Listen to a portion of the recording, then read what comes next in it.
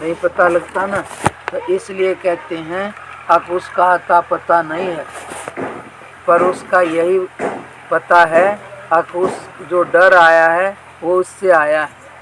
डर का तुम्हें एहसास हो रहा पर वो उसका नहीं हो रहा, तो कोई शक्ति है जिसकी वजह से डर आया और दूर नहीं है, सबके अंदर है। आदमी कहीं किसने देखा, मगर तू गलत सोच कर हृदय की धड़कन भी तुरंत बदल जाती है और डर भी आ जाता है।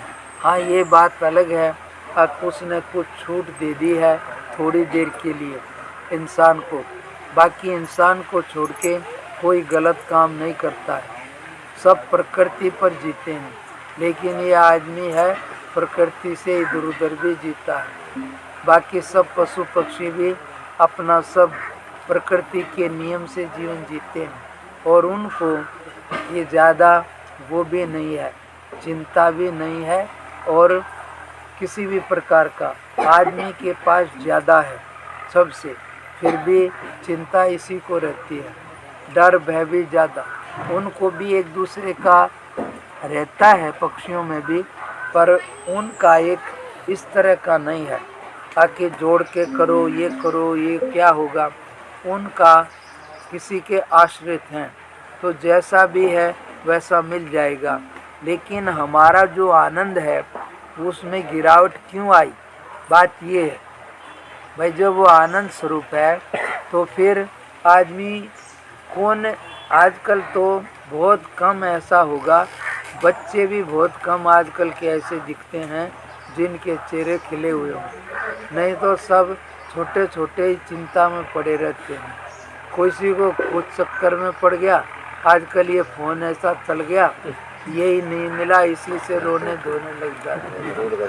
अब और भी मगर छोटे छोटों को अरे थोड़े दिन खेल कूद ले आराम से खा पी के, पर नहीं। और समझ भी नहीं आती है, 3 साल का होते चलो लगाओ इसको फलाने में भेज दो, अब बेचारे को ऐसे ही समस्या और ज़्यादा कुछ कुछ करते रहते हैं।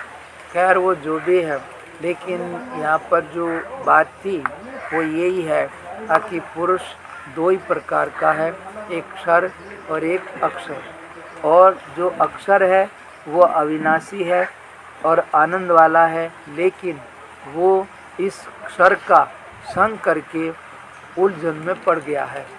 कोई भी आदमी अकेला है, कहीं भी राग द्वेष नहीं है, तो उसको डर भय भी नहीं आएगा, लेकिन कहीं भी किसी चीज़ में लगाव हो जाए तो फिर डर आएगा। समझे क्यों आएगा बोलो। मैं उधर उग्रवाद चलता है, अमरनाथ से जा रहा, मैं अकेला चल रहा, वहाँ पर मिलिट्री रहती है, जब तो रहती ही थी अभी भी हो, उग्रवाद था उसमें। तो मैं आराम से जा रहा, कुछ ज़्यादा नहीं, इतना ही थोड़ा आसन है, तो एक स्टैंड गन लेके खड़ा है जवान, वो कहता है बाबा जी आपको डर नहीं लगता, मगर डर क्या आप लोग हो ना। तो उसको तो मैंने ऐसे ही कहा, लेकिन वो बेचारा खुद डरा हुआ था।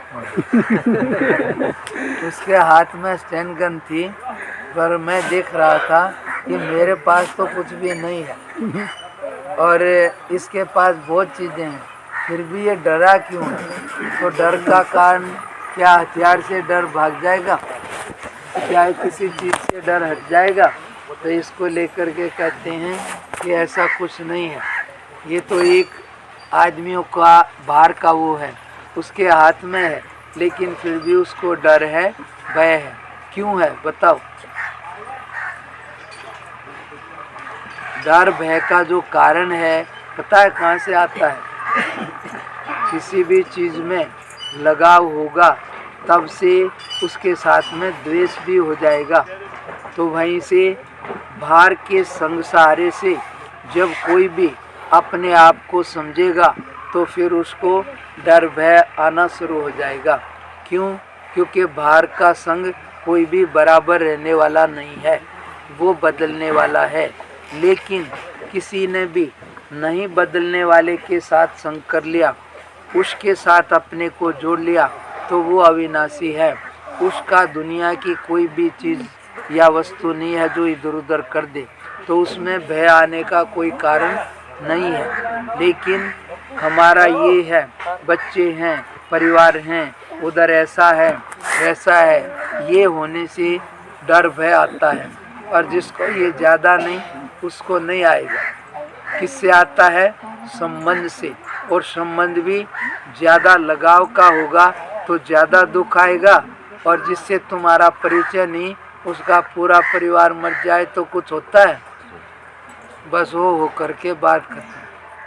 लेकिन जो वास्तविकता है वो किससे आई कि बाहर, अब ये क्यों हुआ डर पैदा?